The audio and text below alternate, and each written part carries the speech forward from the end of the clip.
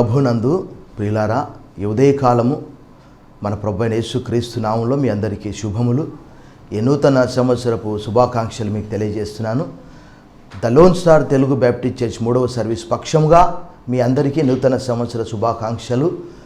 We wish you a happy and prosperous new year. ఈ సంవత్సరము దేవుడు మునుపటి కంటే అధికమైనటువంటి మేళ్ల చేత ఆశీర్వదించాలని, సంతోషము, సమాధానము, ఆధ్యాత్మిక, ఆర్థిక, వ్యక్తిగత, కుటుంబ అభివృద్ధిలో ప్రభు మేము నడిపించాలని సంఘ పక్షముగా, మా కుటుంబ పక్షంగా మీ అందరికీ శుభాలు తెలియజేస్తున్నాను. ప్రియులారా, మీ అందరు ఎలా ఉన్నారు? గత సంవత్సరం అంతా కూడా మనం చూసాము ఎన్నో ఒడిదుడుకులు, కష్ట నష్ట దుఃఖ వ్యాధి బాధల్లో దేవుడు మనకు తోడుగా ఉన్నాడు.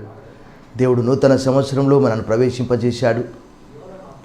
ఉదయకాలము once again greet you all in the name of our Lord and Saviour Jesus Christ. వాక్యము చదువుకొని ప్రార్థన చేసుకొని వాక్య ధ్యానం చేద్దాం.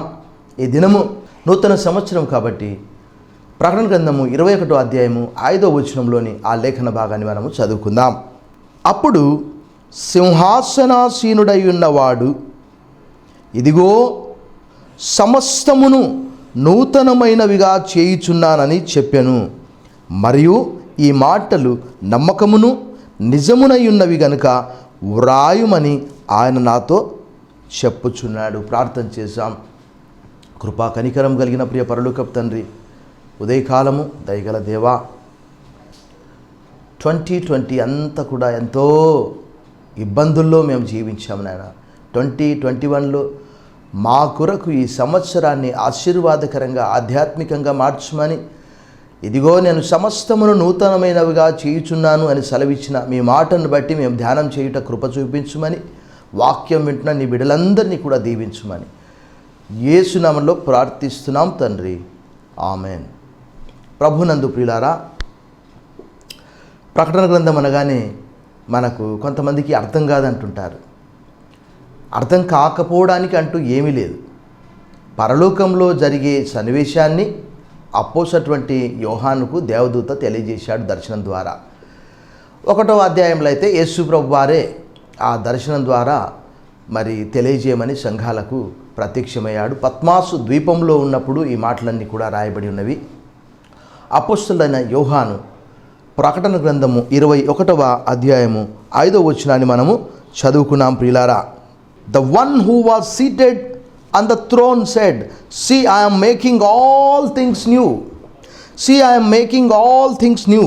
Also he said, write this, for these words are trustworthy and true. This is the word of God. ప్రభునందు మిక్కిలి ప్రియమైనటువంటి వారలారా, భక్తుడు అపోస్తలుడైనటువంటి యోహాన్ రాస్తున్నటువంటి ఈ మాటలు మనం ధ్యానం చేస్తే, క్రొత్తవంటే ఎవరికైనా ఇష్టమే. మన పిల్లలకి మనం ఏదైనా ఒక క్రొత్త వస్తువు, పుస్తకం కానీ, ఏదైనా టాయ్ కానీ, ఇంకా ఏదైనా ఇవ్వాలని ఇష్టపడినప్పుడు వారి కండ్లు జిగేల్మని మెరుస్తూ ఉంటవి. అశాశ్వతమైనటువంటి, తాత్కాలికమైనటువంటి ఆ వస్తువు ఆ పిల్లలు పొందుకున్నప్పుడు, ఇచ్చినప్పుడు కలిగే సంతోషము ఇంత అంత కాదు. కానీ అవి సదాకాలం ఉండేవి కానే కాదు. మనం చూస్తూ ఉన్నాము. భక్తుడు ప్రసంగి అంటాడు, సూర్యుని కింద ఏది కొత్తది కాదు, అంత సమస్తము పాతవే, అన్నీ జరిగినవే, కొత్తవి ఏవీ లేవు. అయితే మరి మనం చదువుకున్నటువంటి మాటలో చూస్తే అక్కడ కొత్త కొత్త టెక్నాలజీ, మార్కెట్లో క్రొత్త ఫోన్ రావాలి, క్రొత్త ఫ్రిడ్జ్ రావాలి, క్రొత్త టెలివిజన్ రావాలి, రకరకాల టెలివిజన్, కొత్త వస్తువులు అంటే టెక్నాలజీ, ఇన్వెన్షన్ ఎన్ని ఉన్నప్పటికీ కూడా మరి మానవుడు ఈ వస్తువులతో సంతోషంగా లేడు, ఈ టెక్నాలజీతో సంతోషంగా లేడు. టెక్నాలజీ పెరగడం వలన మానవుల ఆయుష్ పెరుగుతుందా? టెక్నాలజీ పెరగడం వలన మొబైల్ ఫోన్ ద్వారా, టెలివిజన్ ద్వారా, గాడ్గెట్స్ ద్వారా, ఇంకా ల్యాప్టాప్, డెస్క్టాప్, రకరకాల యంత్రాల ద్వారా మానవునికి ఏదైనా శాంతి, సమాధానం, రక్షణ దొరుకుతుందా? లేక మానవుడు తన్ను తాను రక్షించుకొనగలడా? ఈ వాక్య భాగానికి మనం ఒక టైటిల్ పెట్టుకోవచ్చు, ఆల్ థింగ్స్ న్యూ. సమస్తము నూతనమైనవి, ఆల్ థింగ్స్ న్యూ.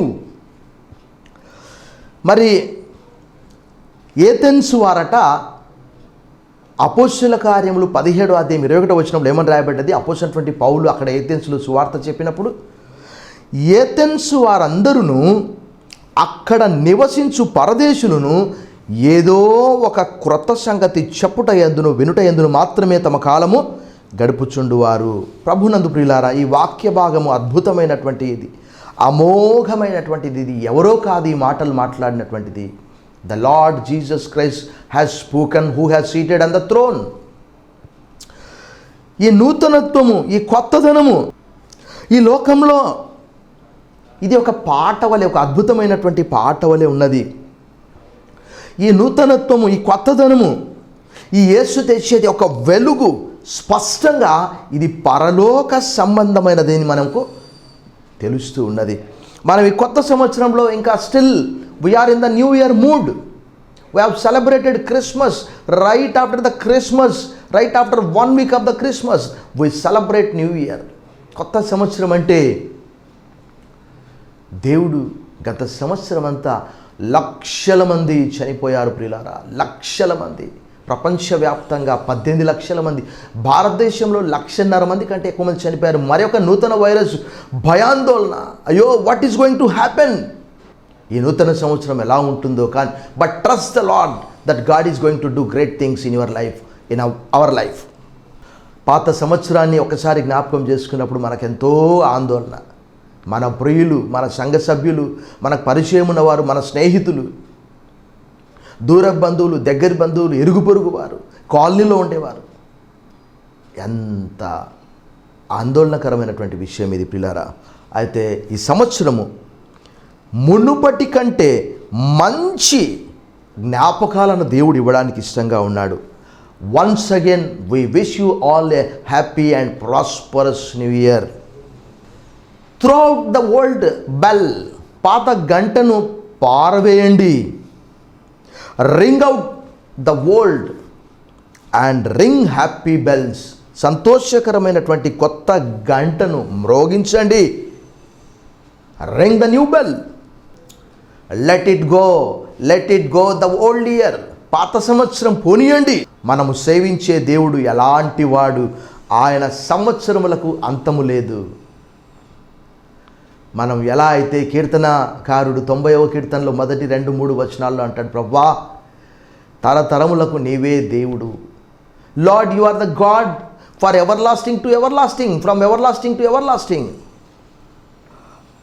మరి ఒకవేళ ఇందులో సువార్త అనేది మనకు కాస్త పాతదే కావచ్చు, కానీ old is gold. Behold I make all things new అన్న రీతిగా సువార్త పాతది కావచ్చు, కానీ ఓల్డ్ ఈజ్ గోల్డ్. అది క్రొత్త బంగారం వలె ఉన్నది. బంగారం కంటే విలువైనటువంటిది. ఎలా అయితే కీర్తనాకారుడు 119:72 అంటాడు, 1000 కొలది వెండి బంగారు నాణ్యముల కంటే నీవు ఇచ్చిన ధర్మశాస్త్రం నాకు మేలు అని అంటాడు. ప్రపంచానికి ఈ సువార్త పాతది కావచ్చు, కానీ ఇది క్రొత్తదిగా ఉంటున్నది ప్రియులారా.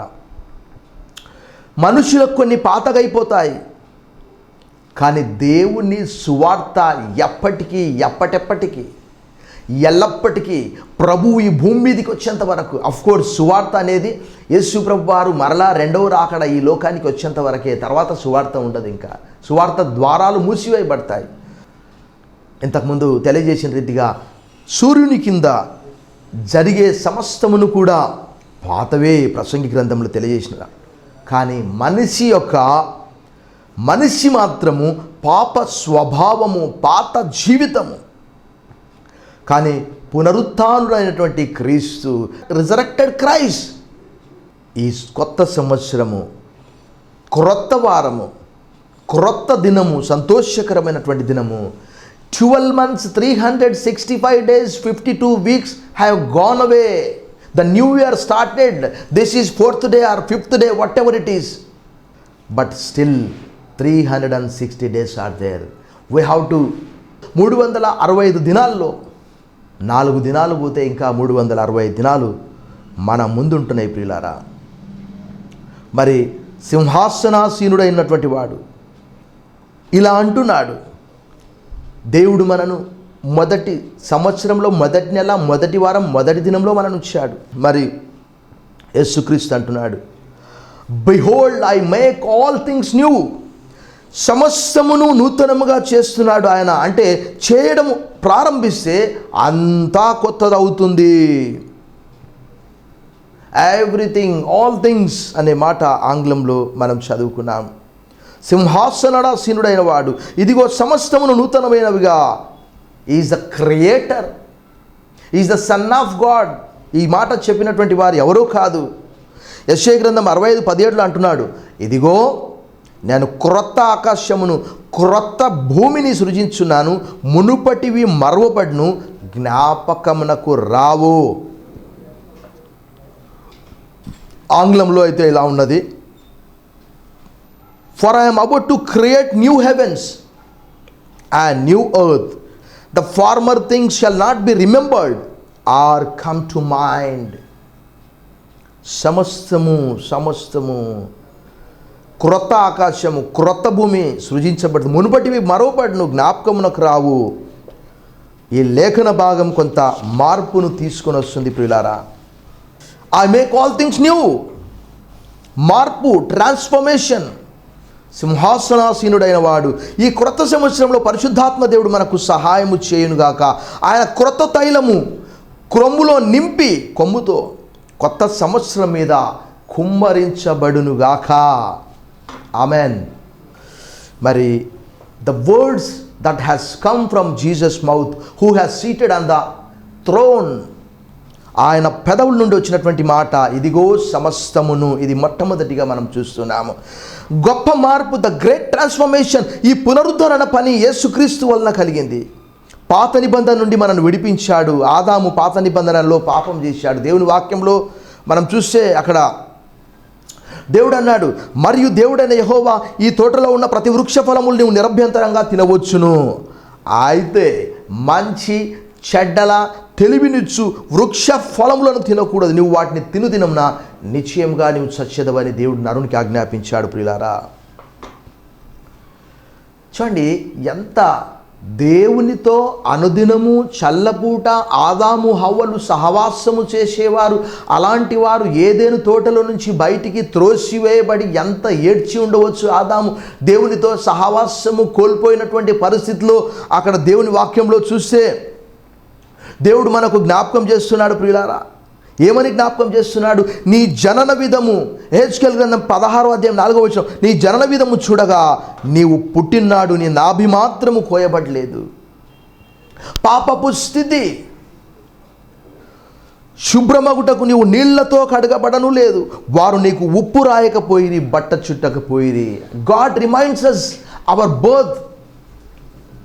మనం ఆధ్యాత్మికంగా ఎంత అధమ పాతాళానికి పడిపోయామో ఇశ్రాయేళ్ళకి ఆ రోజు జ్ఞాపకం చేస్తున్నాడు. ఈరోజు కూడా ఈ పండ్లలో ఒక్కటైనను నీకు చేయవల్లని ఎవరును కటాక్షింపలే. Nobody has mercy but God has mercy. యేసుక్రీస్తు వారే త్రోసివేయబడినటువంటి మానవుని కొరకు మరలా ఆయన ఈ లోకానికి వచ్చాడు. ప్రియులారా, నీ యందు జాలిపడిన వాడు ఒకడును లేకపోయాను, నీవు పుట్టిన నాడే బయట నేలను పారవేయబడి చూడ అసహ్యంగా ఉంటివి. ఎంత విచారకరమైనటువంటిది కదా. మానవుడు అలాంటి పాపస్థితిలో ఉన్నాడు. అయితే నేను నీ యొద్దకు వచ్చి రక్తములో పొర్లుచున్న నిన్ను చూచి, నీ రక్తములో పొర్లి ఉన్న నీవు బ్రతుకుమని నీతో చెప్పితిని. నీవు నీ రక్తముతో పొర్లి ఉన్నను బ్రతుకుమని నీతో చెప్పి, I told you to live.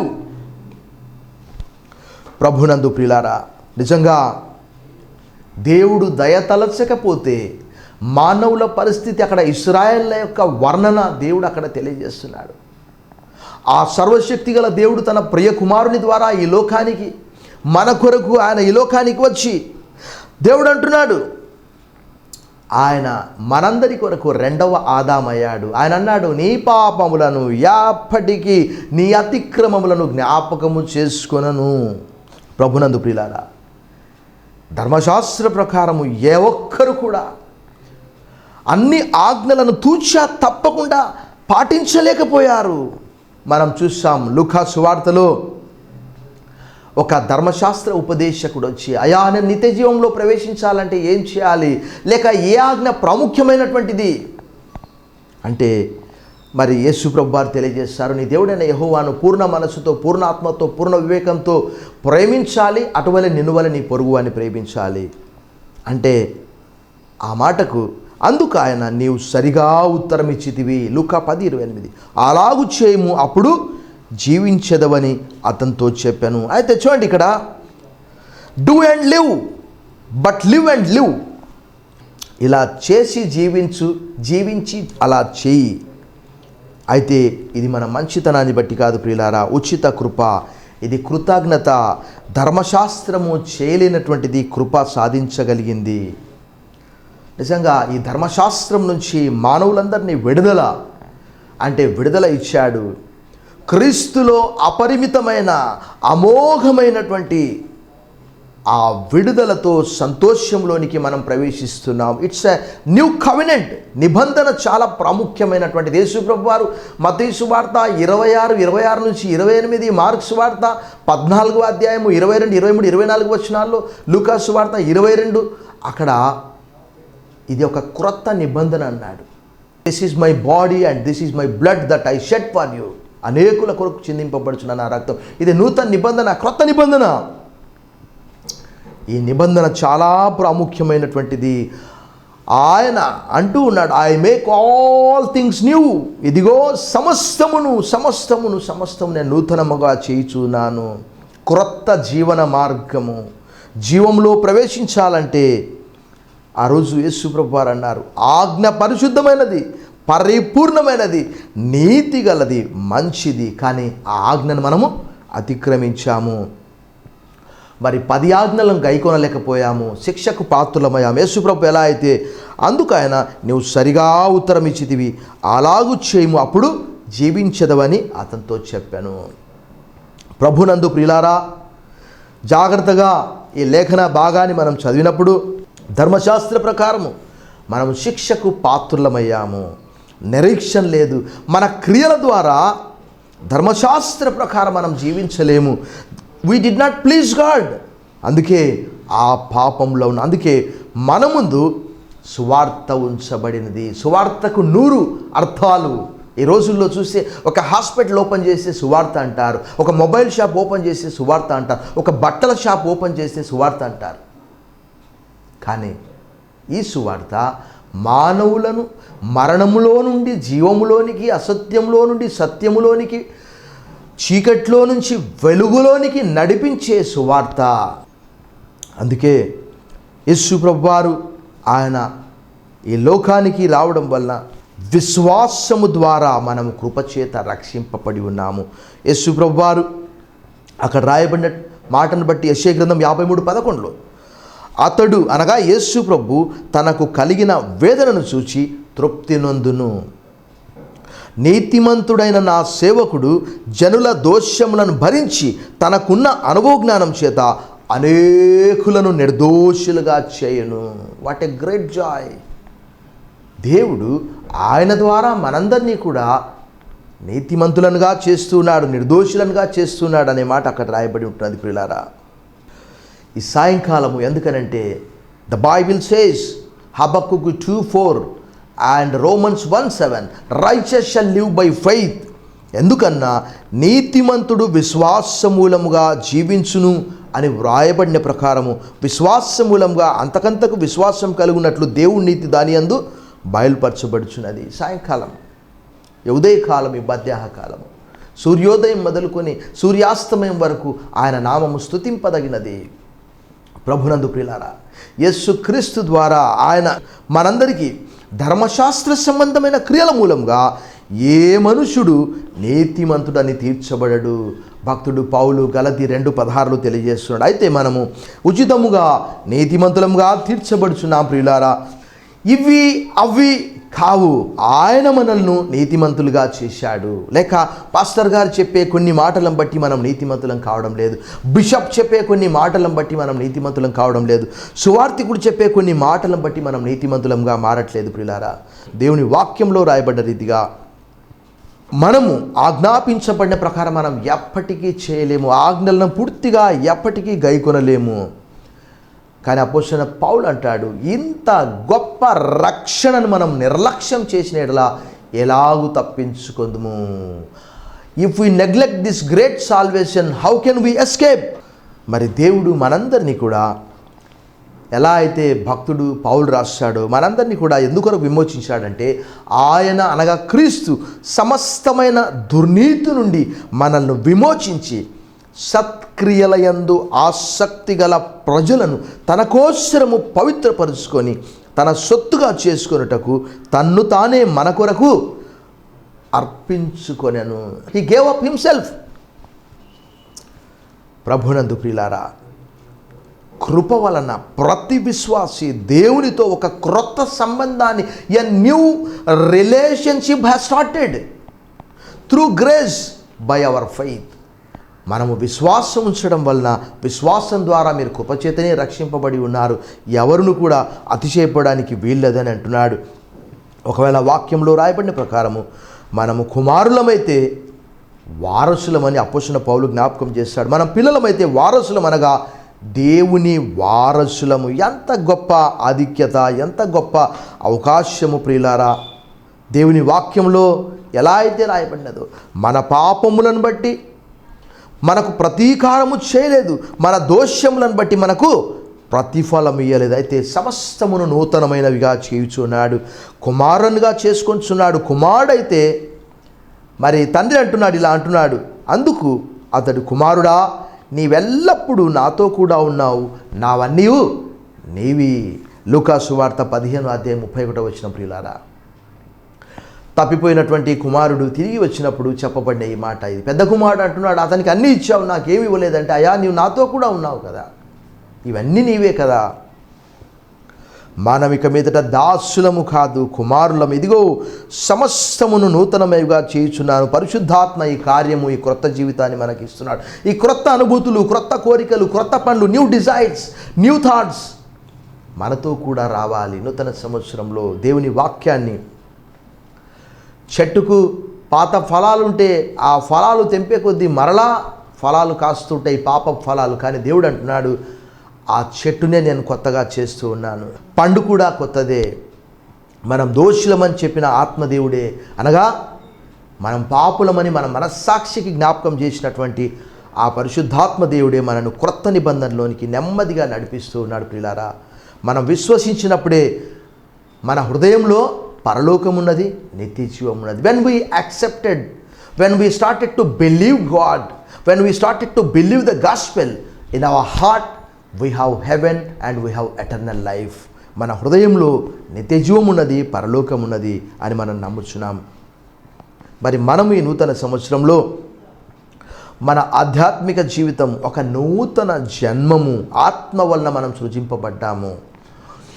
మరణంలో నుండి జీవంలోనికి దాటి ఉన్నాం. ఒకప్పుడైతే once we were dead in our sins, as Paul reminds, you are dead in your since.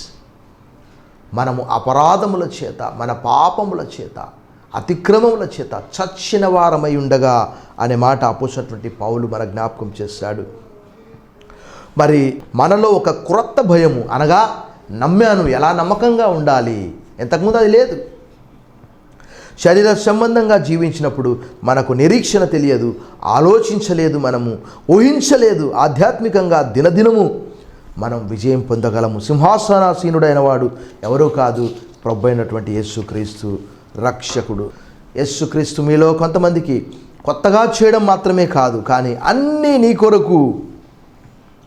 అపోస్తలుడైన పౌలు ఎలా అయితే అంటున్నాడు, గలతీలకు రాసిన పత్రిక 6:14, లోకానికి నేను సెలవు ఇవ్వబడ్డాను, నాకు లోకంతో సంబంధము లేదు. మన హృదయంలో ఒక క్రొత్త ఆకాశము, ప్రకటన గ్రంథం 21:1-2, ఒక క్రొత్త ఆకాశము, ఒక క్రొత్త భూమి. ఒకప్పుడు ఈ లోక సంతోషము, ఇప్పుడు అది పరలోక సంతోషంగా మార్చబడ్డది. ఒకప్పుడు అందరిని ద్వేషించేది, ఇప్పుడు అందరినీ మనం ప్రేమించగలుగుతున్నాము. కారణం ఇది ఎలా సాధ్యము?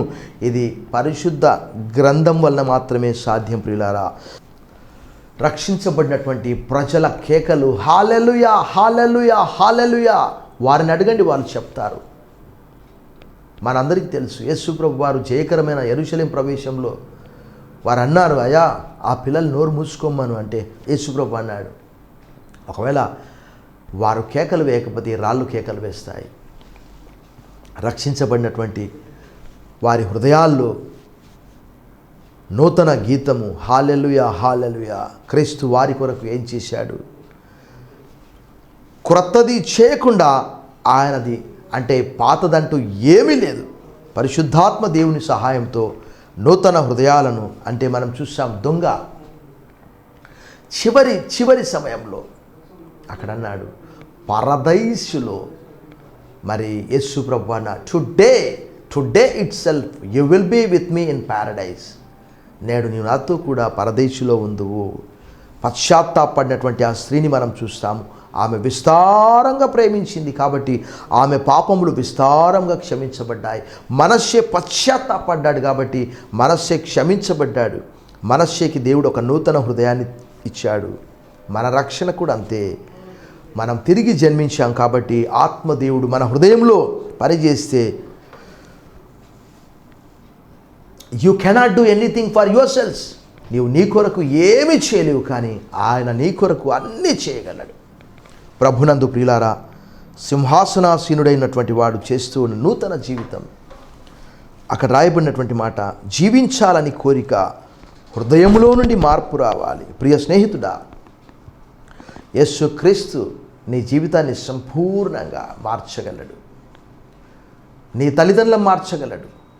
నూతనమైన అదే తల్లిదండ్రులు కానీ వారిలో నూతన హృదయాన్ని, అదే స్నేహితులు వారికి నూతన హృదయాన్ని, అదే భార్య, అదే భర్త, అదే పిల్లలు, అదే పొరుగువాడు, అదే సహోదరి, అదే సహోదరుడు, అదే యజమాని, అదే దాసుడు కానీ వారికి నూతన హృదయం ఇవ్వగలడు. పడిపోయినటువంటి నీ జీవితాన్ని, నా జీవితాన్ని ఆయన పునరుద్ధరించగలడు. ఇంతకు మునుపు ఒకవేళ మనం అపవాది వలె ఉన్నాము, కానీ ఇప్పుడు దేవదూత వలె మారిపోయాం. పాత నిబంధన గ్రంథంలో అనేక చోట్ల మనం చూస్తే, అయా నీ మొహం చూస్తే దేవుని మొహం చూసినట్టున్నదని రాయబడినది. ఇదిగో సమస్తమును నూతనమైనగా చేస్తూ ఉన్నాను, నూతన హృదయంగా చేస్తూ ఉన్నాను. రోమపత్రిక 8వ అధ్యాయం 7వ వచనంలో రాయబడ్డది, శరీరానుసారమైనది ఆ మనస్సు దేవునికి విరోధమైనది, అది దేవుని ధర్మశాస్త్రమునకు లోబడదు, ఏమాత్రమును లోబడనేరదు. శరీరము దేవునికి లోబడదు కాబట్టి మనం తిరిగి జన్మించాలి. ప్రభునందు ప్రియులారా, సమస్తము నూతనమైనవిగా చేయిస్తానన్నటువంటి దేవుడు. ఈ లోకంలో క్రొత్త వస్తువును చూసి ఎంత సంతోషిస్తాము. ఒక మోటార్ సైకిల్ జీవితం ఎంత, ఒక కారు జీవితం ఎంత, కానీ హృదయములో అపరిమితమైన ఆనందము తిరిగి జన్మించినప్పుడు ఒకడు నేటి మూలంగా ఆత్మ మూలంగా తిరిగి జన్మించగలడు. ఈ నూతన సంవత్సరంలో దేవుడు అనేకమైనటువంటి గొప్ప కార్యాలు, అనగా మనం మారిపోతే మన కుటుంబం, మన వీధి సంతోషంగా ఉంటుంది. మన హృదయంలో ఆనందము, ఎలా అయితే పౌలు అంటాడో, ఎలా అయితే పేతురు అంటాడో, చెప్పనా శక్యమును మహిమాయుక్తమునైన ఆనందము. It is an inexpressible joy. ప్రభు మన జీవితంలో ప్రవేశించి గొప్ప కార్యాలు చేయునుగాక. ప్రార్థన చేశాం. గొప్ప దేవా, ఈ నూతన సంవత్సరంలో ఈ దినమును బట్టి వాక్యం వింటున్న బిడ్డలందరినీ మీరు ఆశ్రయించండి నాన్న. మరి మొరపెట్టి వారందరికీ సమీపంగా ఉంటానన్నావు. 145వ కీర్తన, the Lord is near to those who call him sincerely. తనకు మొరపెట్టి వారికి అందరికీ ఆయన నిజంగా సమీపంగా ఉన్నాడు. అదే రీతిగా ఆయన ఎందు భయభక్తులు గల వారి కోరిక ఆయన నెరవేర్చి ఉన్నాడు. ఈ నూతన సంవత్సరంలో మునుపటి కంటే అధికమైన మేళ్ల చేత ఆశీర్వదిస్తాను అని వాగ్దానం చేసినందుకు వందనాలు చెల్లిస్తూ సమస్త మహిమ ఘనత కీర్తినికి ఆరోపిస్తూ నూతన సంవత్సరంలో నూతనమైనటువంటి ఆలోచనలు, నూతన మనస్సు, నానా నూతనమైనటువంటి జీవితము, ఆనందము, సంతోషము, ప్రేమ, నీ దయ, నీ కృప మాకు కుమరించుమని యేసునామములో ప్రార్థిస్తున్నాం తండ్రి, ఆమెన్. పరమ తండ్రి అయిన దేవుని ప్రేమ, కుమారుడైన యేసుక్రీస్తు కృప, పరిశుద్ధాత్మ దేవుని యొక్క అన్యోన్య సహవాసం వాక్యం వింటున్న బిడ్డలందరికీ సదాకాలం తోడయుండునుగాక. ఆమెన్.